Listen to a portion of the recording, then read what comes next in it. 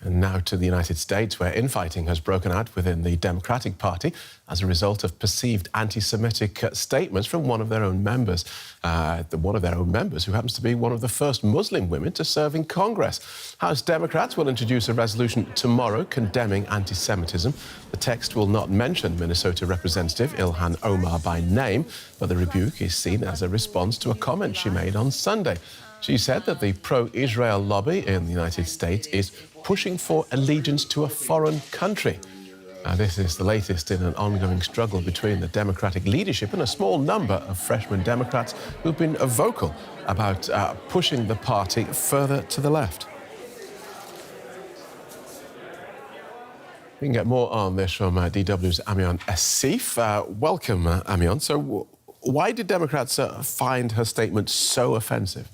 Well, the statement she made, the original one on Sunday, was at an event, but she tweeted about it again and reiterated the statement. And we can see that tweet now. The problem at the center of it was her use of the idea of an allegiance to a foreign country, which the Anti-Defamation League and other top Democrats have pointed out is an anti-Semitic trope that's been used against the Jewish community for a long time to say that they're, on the one hand, they have an allegiance to their own country, but also an allegiance to the wider Jewish diaspora. But others, like Democratic Representative Juan Vargas, has gone further and said that all criticism of U.S. support for Israel is unacceptable, and he's basically just pointing out a platform of the Democrat and Republican parties that Israel has and always will be a U.S. ally. So has anyone come to Ilhan Omar's defense?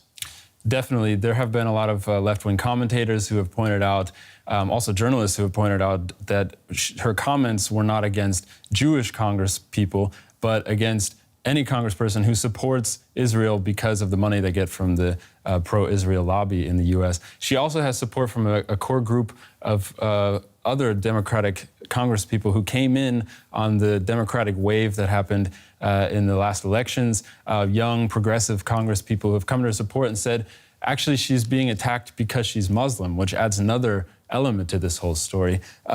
They have pointed out that at the same time that the Democratic Party, the leadership, is attacking her for being anti-Semitic, she is the object of Islamophobic attacks.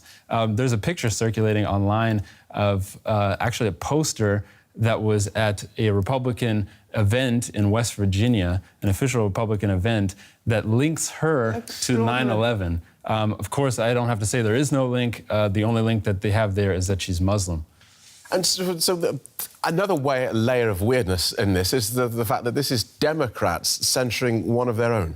That's right. It comes off as strange, but it's no surprise that the Democratic Party is having an internal crisis right now. Maybe not a crisis, but definitely a struggle between two different elements. You have the Democratic leadership, which tends to be more conservative, more centrist, and then you have a new, what some people have referred to as an insurgency of more left-wing people like Ilhan Omar, Alexandria Ocasio-Cortez, who are challenging the platform of the Democratic Party, and there's resistance. And so how is this going to affect Ilhan Omar?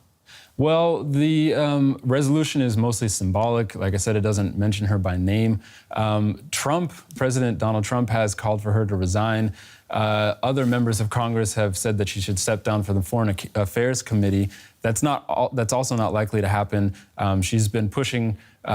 She's been reiterating her points that she's against the Israel lobby, but she may also be happy that this has confirmed her original point that anytime one criticizes a link between the Israel lobby and U.S. support for Israel, you might get censored, and that's a taboo that she's willing to break.